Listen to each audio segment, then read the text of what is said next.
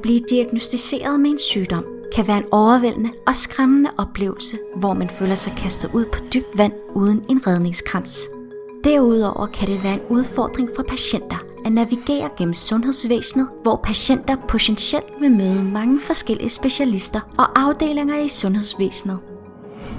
Men heldigvis har vi opfundet patientvejledning.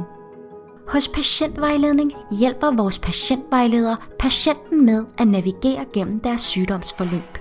Patientvejlederen har en sundhedsfaglig baggrund som enten læge eller sygeplejerske og fungerer som en guide, der følger den sygdomsramte patient på tværs af og gennem sundhedsvæsenet og kan være med til at sikre patienten et optimeret forløb.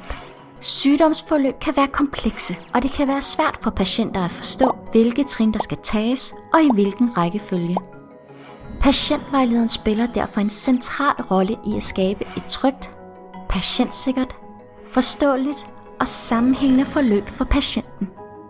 Vi deltager i lægesamtaler eller andre samtaler med sundhedsfagligt personale.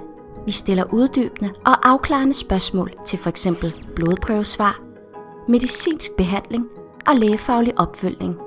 Patientvejlederen kan derefter hjælpe med at oversætte, uddybe og forklare informationen på en måde, der gør det lettere for patienten at huske og forstå. Patientvejlederen er en vigtig støtte for patienter og deres pårørende under sygdomsforløbet. Deres faglige viden og nærvær hjælper patienterne med at føle sig trygge og støttet i en svær tid. Patientvejlederen kan være med til at sikre kortere sygdomsforløb, mindske risikoen for patientkritiske fejl samt øge overlevelsen i forbindelse med en kritisk sygdom, fordi vi tager ansvar og skaber sammenhæng i dit sygdomsforløb.